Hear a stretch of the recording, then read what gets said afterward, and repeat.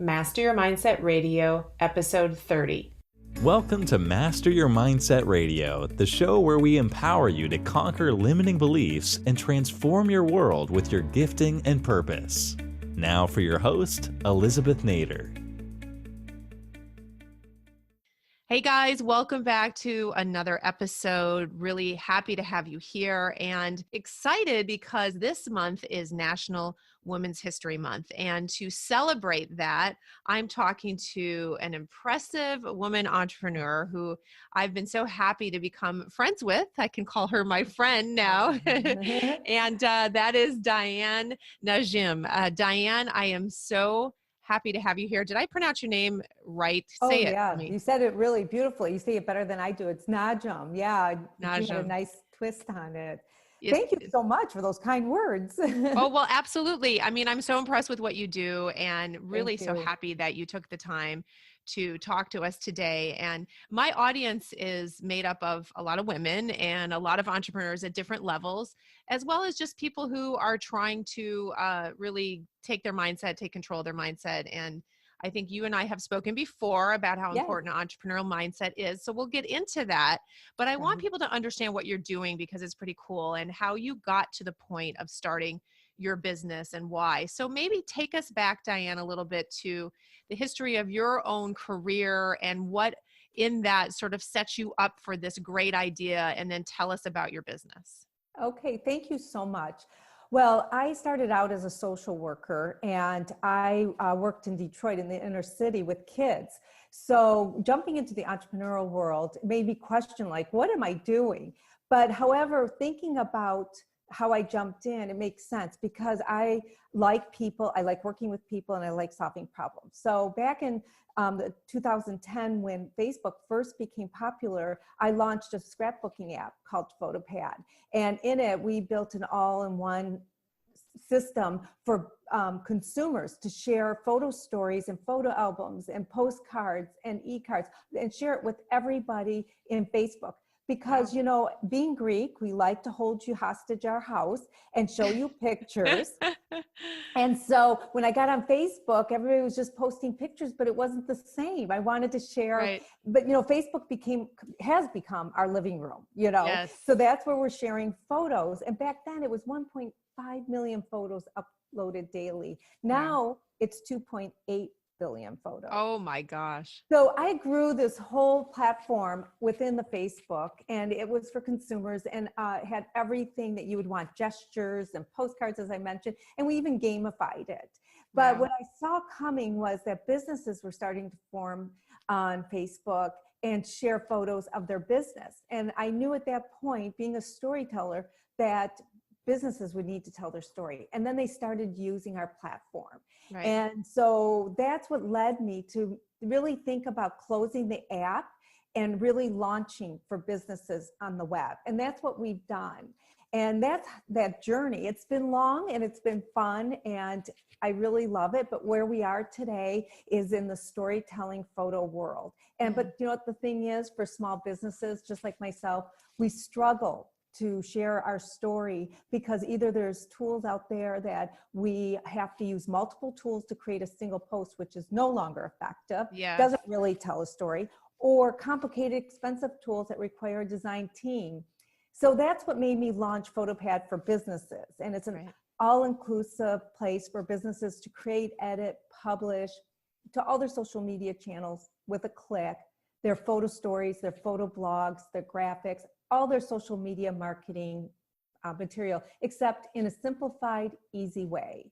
So I made it really simple because I needed it simple. And we continue to grow. We just launched our second version. It's called V2. And we have been really doing very well with doubling our numbers every month because that's awesome. Because businesses know they need to be on social media and they need to tell their story. Well, now Instagram has become such a big part of everyone's strategy. And of course, that's all visual and only visual really in many ways. So I would imagine now your tool is becoming more and more needed as people use both platforms. And now we just are so image focused as a society. So all of this idea is interesting to me because it's rooted in your passion for people's stories, which is such Right. a interesting way of building a business. And I love that. And I think that makes it so while unique, but so perfectly formed for you, because I try to encourage people when they look at what they should do, what is their purpose, what business should they Right. get into if they're looking for that. And it's got to be tied to your heart somehow. Oh, So somehow you absolutely. evolved from this social work, which is very heartfelt Correct. work, Yeah. to into this really that being a storytelling thing, right? Correct. Yes. where Yes. where you are seeing people's stories and then starting to apply that to business and creating, and now you're creating a revenue model, right? Out of it, you're doing that Correct. Yeah. next. So we're going to be subscription based, but right now we're free. And the Right. best part is that businesses can get on and just upload their photo and then share out. And the great Yeah. part too is as Instagram realizes the importance of stories, they've been doing Instagram stories that go away though, but you Right. can save those, turn around and upload them in our system and then share it to all your other social media. Again, saving you time because you want to be on Instagram, you want to be in that instant moment, engaging with your audience, but you also need presence. And this is that answer to that That's piece of amazing. it So you too. guys have built the APIs to go into whatever you need to do nowadays. I'm Yes, showing my yes. tech site. I don't know if they still call them that. Yes, yes, But yes. the The hook, hook is, Diane. yeah, Yeah, so yes, magically, all you have to do right, is say send and it goes out to the Twitter and the LinkedIn and the Facebook. And that's where businesses also need to be. right. So when they say I'm only on Instagram, they're really limiting themselves. The Oh, best yeah. part is we save them time and money in multiple ways. And that one of the ways I just mentioned is by creating stories and being present on other social media, but having the time now to just be in the moment as well.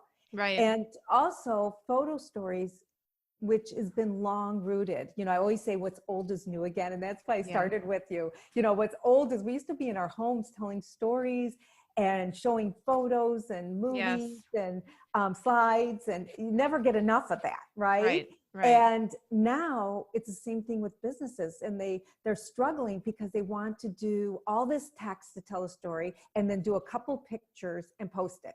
And that is not giving you a beginning, middle, and end. And that's what a story is about. They want to know the story behind the product. Wow. So that is the ability that they have with our system. And it's so quick. Stories get 82 to 93% increased engagement as well. So That's amazing. right now, it's so valuable. Our system is free. And in addition, we have proven that these stories that are posted are getting increased engagement. So it's actually turning around for an ROI for the business, which Exactly. is why I'm excited for you to start your revenue model, because that's the Yes. right next thing to do. Yes. So, we're talking about the technology field here, which Yes. of course is the entry to the technology field now is becoming easier and easier. But Yes. when you started this, you didn't come at this as a technologist. So from a No. mindset standpoint, you're a woman who has had great experiences, an entrepreneurial spirit, and a great idea. And you're walking into a men's world. What was that like for you, trying to get all that going in a world that wasn't familiar? You know, it was very difficult at first because I still did it. I'm always a person that goes out and will do it, but internally, it's that mindset we're talking about is, things that you start saying in your mind. And in your book, I think you identified this too, that we have to look at what is our patterns, what is our culture, Right. to what our beliefs have become today, So somewhere I come from a very traditional Greek family. So women did not rise up like that. And women don't speak out. So entering that room the very first time with 100 men and literally me, in fact, I have a picture of it. I'm trying to find it from way back. And because I remember the photographer captured it unbeknownst to me. And I am on the phone, but he did it from top down, the picture. And I'm on the phone, but there's all these men just in the room. And my friend one time said to me, "What are you doing on the phone?" I said, "Probably talking to you," because I didn't know what to do. Sure. Right? Sure. That's the importance of having a tribe. Yes. So, but it's come a long way because every time you start facing that fear, you move a little bit more. So I didn't know a lot. I didn't know Right. how to start a business. I'm a social worker. I didn't have a tech background. I didn't know how to lead a team. But you start surrounding yourself with mentors with coaches and people that I always say are smarter than you, because Yes. that's where you learn from, so that you Yes. can keep on going. And especially, it is such a roller coaster ride. I remember somebody speaking and saying that he was like down on his knees praying to God. And I thought, well, I pray to God all the time. Why does he need to be down on his knees? Right. But I know now, like during those darkest days, you really Ugh. need to have your faith and the people around you, and the It's higher so power to get you through sometimes. Yeah, I think most of the time, I mean, as a mother, I've been on my knees a lot. As an entrepreneur, I've been on, Yes. I mean, it's these experiences in life, but it's interesting because you come into that situation, you have a great idea, you Yes. have a reason to move forward with something. You have that sort of inner witness. Yes. And yet you bring all of you with you. So you bring your past, you bring your limiting beliefs that you didn't even realize, because your family had them, right? Yes, Women need exactly. to shut up and sit down, or, Yes. don't be so much, don't be so this, or you don't belong here, whatever it is. And so we Yes. are this combination of all of that. So while our past gives us a lot of fuel for ideas and passion and things to do, it can also hold us back because of Right. those things that we didn't even realize, right? Especially culturally, was a limiting belief. So you've had to look in the mirror and say, no, I'm a woman, but I deserve to be successful. I can be successful, and I can be play the same game that the men play.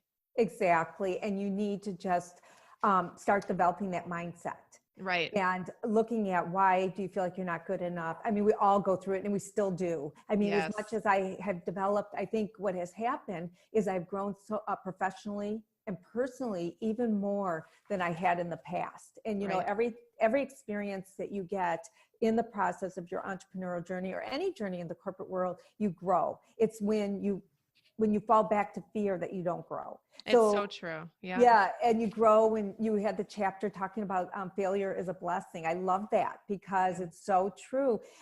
Failure is not the end. It's a new road. I always say that for me, the entrepreneurial journey has turned into a maze. And, when you think about how I used to play that in the paper, you get to that roadblock. So you sometimes had to go back to the beginning. Yeah. That's what I have to do constantly. And I still am. But the one thing I've grown in is my inner confidence, is speaking up.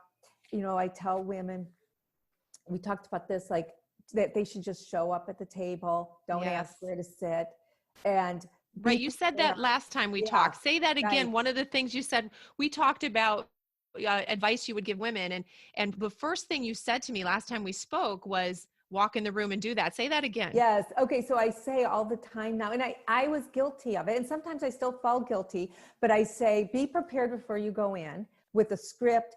Play in your mind what's going to happen, because you are good enough. You deserve to be in that room. You deserve to be the leader. So I always say, just show up and sit down. And I always suggest sit down at the head of the table. And if somebody says, oh, so-and-so sit there, you respond with, no, I'm sitting here today. Right. This is where I'm sitting, and you stay with it. And the more you do that, the more inner confidence you bring, and the more presence you bring in that meeting. And, be prepared, because sometimes you're ignored, or your voice is not as loud. So you need to amplify your voice by letting them say whatever they want, but bringing it back around that you just mentioned this. So how do you want to proceed with it? Right. We're taking ownership. I always tell women to empower themselves in the room. And all that comes with practice. You don't just walk in, and anybody that's been in the boardroom, in the C-suite, knows that it's taken coaching, mentoring. Yep. And even when we're at our best, we sometimes let our guard down, and we walk in the room and something happens and it just irks us, but it's still going on. But we're so much bigger than we were before, which is wonderful. Like you were just mentioning, when I first started, I'm amazed at this journey. And, my brother said, oh my God, Diane, like we're ready to retire, but you're just revving up.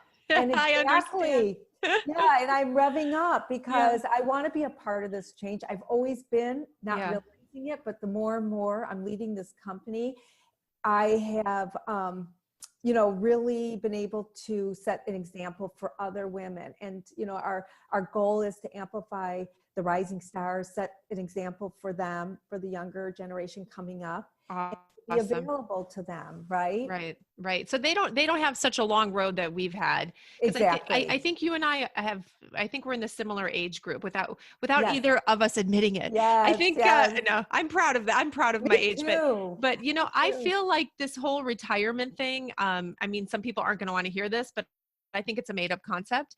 Yeah. And I don't really know what it means. All I know is that I've had a lot of life experience, and I've had Exactly. success, and I've had failure. And I want, as long as I'm breathing, I want to make sure that those experiences, both the good and the bad, are combining in a way that makes me purposeful and that allows me to change other people's lives, even small times, one person at a time, whatever that looks like for me. Yes. So I'm trying to figure out what does retirement mean? And I, like you, it's the never ending entrepreneurial journey, which I recommend, even if someone is not an individual who sees themselves starting or owning a company, that they take that mindset of the entrepreneurial journey, because it's like this never ending learning And and growing.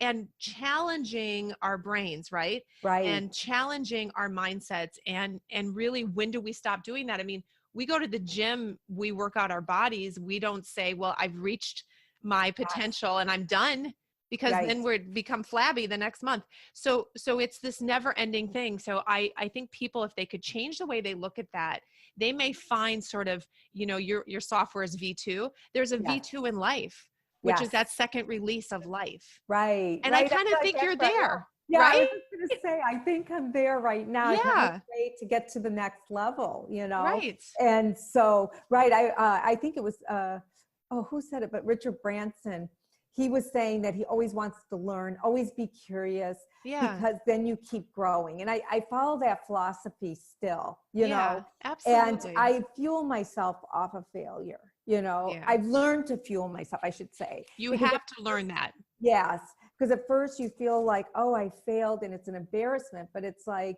hey, guess what? I failed, but this is where I'm going. And then everybody's like, what? And they're looking at you and your leadership by doing that. It's always difficult going through it. It's when Yeah. you get to the other side. Yes. Do you know what I'm saying? Right. And the second thing is, I do want to mention about, we talked about the journey with entering into the male dominated world. Once you conquer your fear, you grow on the other side. Yeah. So that's really important, is just facing it. Even if the first time I did stumble, I'm sure, Right. in the beginning, like now I'm looking back at how young I was. I mean, right. Even though I'm not young, but young in my knowledge and how mature I am in my knowledge now. I'm looking forward to the next level Right. of taking this company to even a bigger vision. That's so exciting. And and along the way, knowledge comes from various sources, right? So I'm sure you're like, I'm constantly seeking it out every day. I'm inspired by different people. I use different coaches. I do a lot of reading. I do whatever I can that can continue to exercise that muscle. But along the way, I know in reading about you and hearing you in other interviews, that mentorship, being a mentor and being mentored, is a really big deal to you. Yes. And because this is about empowering women, which I think you are the epitome of somebody who believes in that, talk about the importance of being a mentor and also being mentored. Okay. So yes, I think it's so important. And I learned that too on this journey, how important it is. Because when I started to lead the company, the one thing I said to myself is, what do I need? And I started looking around at other women who were successful. And I started either chasing after them, which they probably thought, who's a stalker, at, events. Hey, wait, it's me. I want to talk to you. I sent you an email. So that's always really good. Let me pause a minute. Go back, because if you're trying to meet someone, sometimes it's great to send them an email before the event they're speaking at. Sure. And let them know that you're going to run after them. Yeah. And hope to get a few minutes. And sometimes you're going to have that serendipity moment with someone. And then sometimes it leads to, let's have coffee. And I love to mentor you for a little bit. They're sharing their knowledge. And what I found from them sharing their knowledge is what, again, gave me confidence, was they started out just like me. They told me stories of tripping and falling, of episodes of dealing with what happens in a room with men.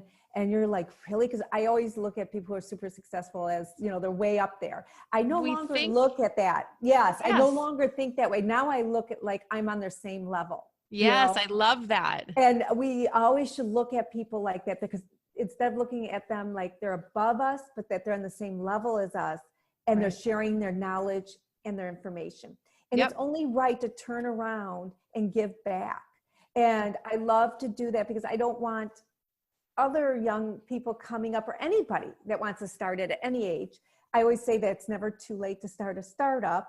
And I want to teach them my mistakes and tell them and help them. And I'm really good at mentoring very early stage startups in the idea stage. And when they need it, when we've come so far and I don't feel like I can help them anymore, then I'll help connect them to the next person.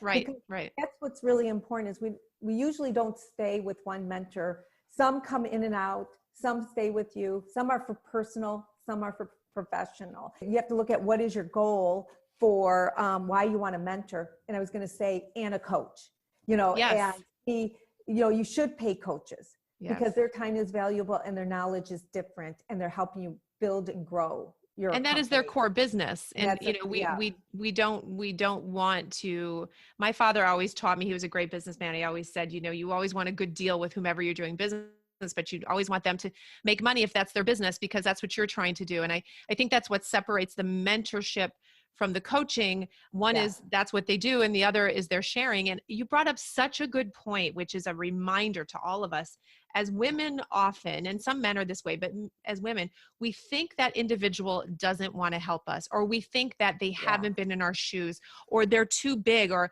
well, they appear to be so successful. Why would they want to help me? But first of all, you never know till you ask. Right. But you brought up the point that they have been there. And we always think that, we have, I think women, we do that to each other. We assume we see the package and we think, oh, she's got it all together. And it's not a measure of how much we have it together or how much we don't. It's a measure of sharing your experiences. And, and I'm sure there's some people who are unwilling to do that, and that's a shame. But more often than not, they are willing. We just don't ask enough.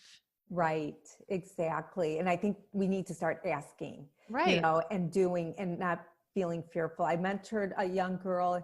I mentioned to her that she should do something to grow in her company, and she didn't even know that that existed.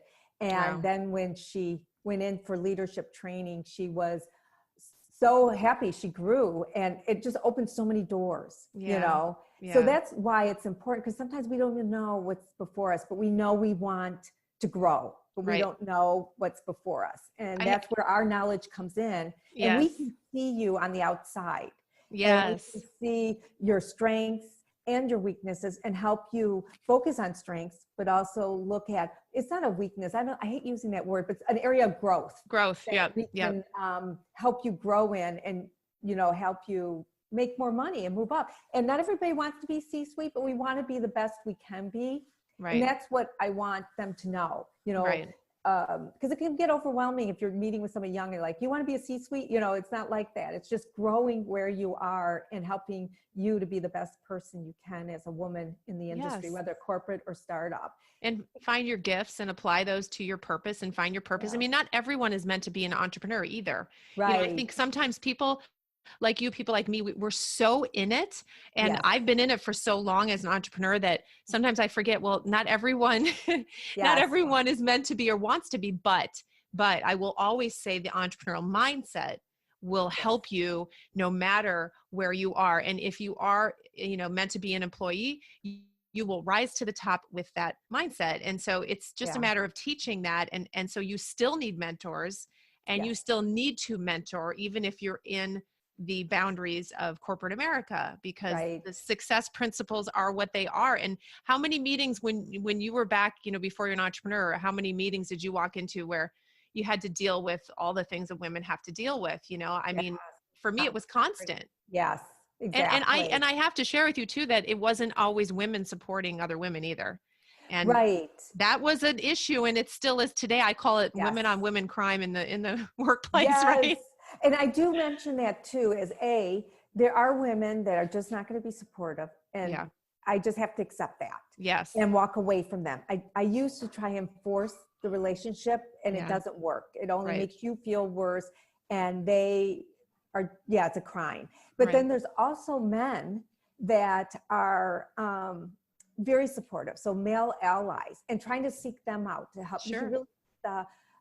balance there too. But I think it's a great space for women right now because we're banding together.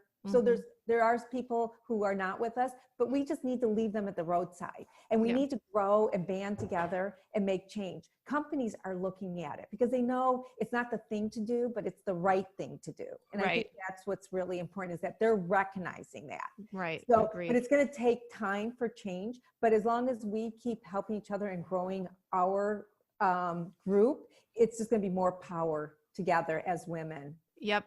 I agree with you. Now, you're so much about empowering women, as I said before, which I love. Yes. And I look back at what you shared about your career, and you've sort of always led with your heart.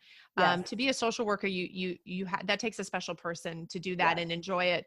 And then you transitioned into this, using that passion to start into storytelling, and then seeing the market for it. So based on that, where your heart has been, if I gave you $1 million today and I said it all has to go to charity, what would your focus be? Where would your passion be regarding, and where is it regarding charitable activities? Well, for one, that is a future goal of mine, because I would love to start like a foundation for women, young girls who are in the inner city that don't have the opportunities, to give them scholarships. I know there's a lot of scholarship programs out there, but I would like to have a mentoring program attached to those scholarships and assign somebody who wants to give back. So I would love to start a platform that not only has scholarship, but that's still like in my head. I still want to do that. So that is the main thing. The other thing is I've always had a passion for abused children and worked in that industry for so long. They're at a very big disadvantage. I mean, they grow into a family that has a history of patterns and behaviors that are low, and they are subject to being abused and hurt, and giving them opportunities. So giving to foster care agencies. The foster parents don't get very much money. And so giving to the kids is what's so important. And not only in education, but in other ways. You could give it to an organization to give X amount of kids clothing so that they can go to school and not be picked on. Give them the books that they need, or the tutoring that they need, which is so important. So it would be really focused around girls and abused children, and education would be my main focus. Disadvantaged children that need an opportunity. And you talk about a tough mindset. That's pretty challenging when you're born into those situations. And, we really celebrate the stories of people that have pulled themselves out of that. And when we look at those stories, though, you see that they really focused on their belief system and what were they going to believe about themselves. Because it's something that, I'm sure you've been in situations before where someone has said something negative to you, and you had to process that and say, do I feel this way about myself or my idea, or am I going to put that aside? But imagine growing up with that, right? Yes, exactly. And that must be super hard, because it does hurt. And, like I told you before, in the early stages of PhotoPad, storytelling was new to the whole industry. And when I was meeting with marketing directors, they were like, some were like, you're crazy. Some were saying, or investors were saying, you're stupid. This is the dumbest idea. And you really have to develop those words. Those words. Yeah. Oh yeah. You have to develop a thick skin, and you have to know to just leave the room. There's no use giving the energy to that. But the funny thing is if you persevere it, you're going to have success. And the kids who are disadvantaged don't have that strength in them. And no coping mechanism to be able to go through that. And I think that, again, we talked about before, when you look at another woman, you think that the whole package is there. But if you look closely at success, it's not that straight line. When you look closely at it, it's the dips and the ups and the downs. And we all have to remind ourselves of that. Even like as a mindset coach, I think people assume that I have the perfect mindset 24/7. I read my own book all the time. Your book has great tips in it. I read through it a couple times too. And I have chapters that are folded over, because when I get down, I've like pulled them out and looked at some of your tips. So that's mastering your mindset is so important. So we have to keep doing it. Yes, it's a constant. You constantly, and that's why it was important. We talked about before, the coaches, the mentors, and the tribe, the people who are not your family, because everybody in my family probably has said to me one time or another, isn't it time to give up? Oh, And right. And then you have the investors who tell you things, or they tell you you don't have something, so you have to like yeah. ignore that. And you have to persevere through a lot of things. And I have to tell you something. I worked the streets of Detroit, and it was pretty dangerous. Okay. Ooh. And I had a lot of respect among the people I worked with in the streets, with the mothers. I empowered them. I worked with them, and I led with my heart. Yeah. And there were some tough moments. It's not like all of them liked me, you know, and you have to stand up. Okay. But I swear, being an entrepreneur is probably hardest thing I've ever done Oh my in gosh. my life. And pitching has Yes. become the hardest thing. And no, not meeting a drug dealer in person and talking to them. No, there's nothing hard about that. Right. You know, to be honest, you know, hand me a can of soft and dry, because pitching is totally out of my realm for some reason. I speak a lot, but that is totally, I think when you're asking for money, it's difficult. It's so my different. whole point, I like joking, but my whole point is that's why you need the tribe of people, like a coach like yourself, friends who are in the industry that have been through it, you know, and it's all about knowing your script, which is really important. And the more you know it, the more it becomes natural. It becomes part of you. So, and also you need different people at different stages of your life and different stages of your business life. You know, when you need, sometimes there are people that are good at one specific thing, and then you sort of outgrow that. And so it changes, and you always want to be looking at that. And I'm actually frankly amazed when people don't reach out for help and don't put their time and money into resources to help them. I'm not sure how they really expect to make it. And they've developed this sense that I'm going to do it on my own. And you and I both know that never works. Never works.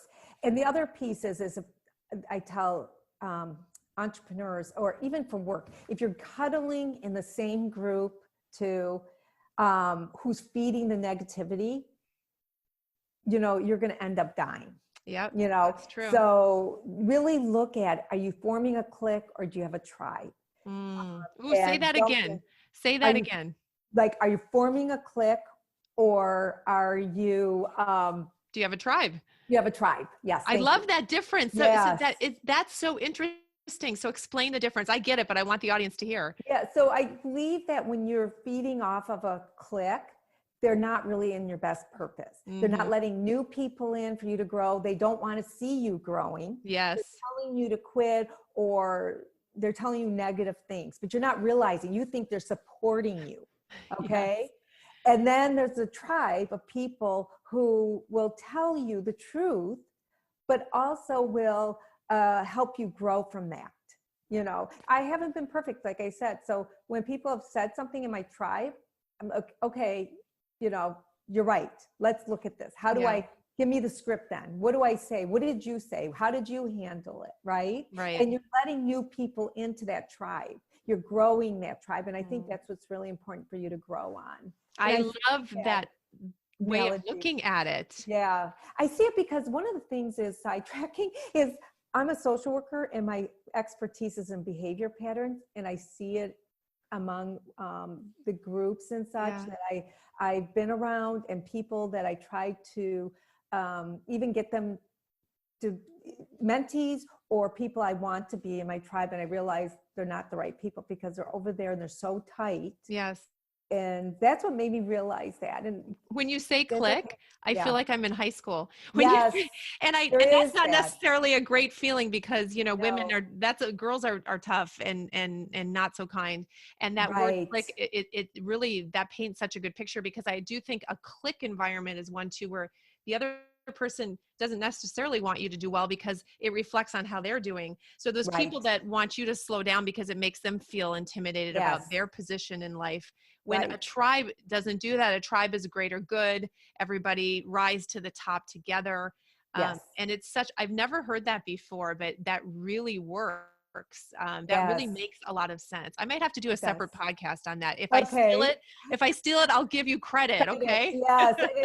I think that is really important to help in the education as we move forward with women. Yeah. I love it. To break that dynamic down. Yeah, You know? I think that's amazing. Yeah. I just have to applaud you with how much you lead with your heart. And you said that before, but I want you to know that I see that in you in talking Oh, to thank you, you. and that's something that I think is unique and amazing. And I'm very drawn to people like that. My communications director, who you know, Yes. Lori, she is Yes. someone like that. And whenever I meet women like that, I'm immediately drawn, because there's this zone where I know that you are not, it's not the click thing, it's the tribe thing, right? Like, this is Right. what I'm doing with my passion, and this was what makes me unique. And you can celebrate other women. And I think we have to celebrate other Other women women. more. And Right. that's another thing we're not used to doing. No. And I always have believed in that. Even when I first started, I think it's really important. You talked about the philanthropy part, is that you as an individual, not only for your business, but for yourself, is that you give back in some way. Right. And that you have some sort of philanthropy way of bringing that into your company. And I think that's more success to me than actually your company. I Is agree. being able to do that. So when I first started, I mean, I've always had that because I was a social worker. And I worked with the abused moms and the abused children and trying to empower. So when I first did a pre-launch party, it wasn't about me at the party. It was about some young girls, one who wrote a book in high school, and she was trying to sell it to raise money for abused kids. Wow. So I gave her a forum at my event, which we had over 100 people show up, which was just amazing. And then also Miss Washington, Miss Washington Outstanding Teen also was there, the winner, and she was going around, and I had her speak on what her platform is. So This is at your product launch. Yes. And Wow. so it was more about that. And still, when I look at those pictures, some people grabbed some pictures, didn't know they were taking them. And I have like a smile on my face. And I know exactly what that smile was. Yeah. It was those girls that I was giving, that I was here. And oh my God, isn't this wonderful? What a great feeling that is. So no matter what, I've been a success. Oh, that's great. That's how I look at it. No matter what, I gave somebody an opening, and I hope it takes it with them the rest of their lives. It will. And that's a great definition of success too. A great definition of purpose is making someone else's life a little bit easier. I think we boil it down to that when we don't know what else to call purpose. Right. At least if we do that, then we know we're on purpose somehow, somewhere. And now, as I'm in my whatever year it is, and we're still moving forward, I think back to that moment, because that's what keeps me going, that happy moment. Because sometimes it's tough, trying to get everything going. You want it faster, quicker. I want to get that subscription model going. And I think back and I'm like, my purpose, I look at them and I look at those pictures all the time, and it just makes me I love it. So I think that's what's, so I keeping think you that's going. really good. Yeah. How do people go see the product? Give them the website. Yeah, I will. And I wanted to mention, speaking of women, we are doing a women business owner feature pilot project. So what we would love, photo story project. So what we would love is for any female founder, women business owner to create a photo story on photopad photopad.co, not com, .co. And, or they can reach me at Diane@photopad.co, and I can explain what we'll do. But if they create a photo story, we will give them a feature in our newsletter, our blog, and across all our social media channels multiple times. So it's a nice PR for them. Awesome. It gives it a platform, not only for me to kick off with, for them to see it, but also really getting them amplified on social media without any cost. And they don't need a design team. And all they have to do is upload photos. So that's the great part. Well, I'll be doing that after we're done talking. Sure, thank you. Yes, I would love to have you a feature. Yeah, I'm excited about the tool too. And it just fits entrepreneurs so well, because while we have to do a lot, we can't do everything. Exactly. And I love where we're going, and we are seeking funding. So once I get that, I know it's the next level. Oh, I'm so excited for you. Super excited when we bring our AI machine learning piece. Oh my gosh. This is going to be fun to watch you grow. Thank you. Yeah, I have a whole nother V3 now we're aiming for. V3. All right. Yes, all right. That's awesome. That's awesome. Well, thank you so much. I am really excited for you. And as V3 gets closer or whatever's happening, you'll come back, tell us more. You're extremely inspiring, and your desire to empower women and do it in a way that, you're successful and humble at the same time. And you definitely, I think I told you this before, even your Instagram is just such a good reflection of who you are. I feel like before we even talked, I had a sense of you, and that's successful branding. Let's be honest. Thank you very much. That's successful storytelling, Yes. But so I thank you so much, Diane. This has been great. I appreciate you. Thank you so much. It's been such an honor. I appreciate you too. Thank you. And thanks, thank you Thanks, for Diane. writing the book. Oh, well, absolutely. That's the first one. I'm working on another one. Awesome. Yeah, it's exciting. But, guys, I know you've enjoyed this with Diane. She is an impressive woman, entrepreneur, and definitely somebody you can learn from. And as she said, we both believe so much in coaches and mentors, and this is your last week to sign up for Mindset Reset, which is on March 28th. This is exactly what we're talking about, the kind of environment that helps you overcome your limiting beliefs, that helps you cross over from where you are now to where you want to be. And you can't do these things alone. And it's really all about what's going on in your mindset. We've got to fix that first. So I'm super excited about the day, the things that we're doing. We've put together the plan. You don't want to miss it. It's your last week to sign up. There are only a couple slots left. You've got to grab them, make sure you're there. And if you have any questions about it, reach out to me. You guys can go to my website, elizabethnader.com, or directly to mindsetreset2020.com, or through the Facebook group. Wherever you need, you can find me. So don't forget to do that. And I hope you've enjoyed this podcast. We will see you guys online, and you'll hear from me again next week. Have a great week. Thank you for listening to Master Your Mindset Radio. Before you go, if you want to be part of a free online community of like-minded individuals for support, resources, and inspiration as you conquer your limiting beliefs and pursue your purpose, go to elizabethnader.com/community. That's elizabethnader.com/community, or search for Master Your Mindset Academy private group on Facebook. Looking forward to seeing you online.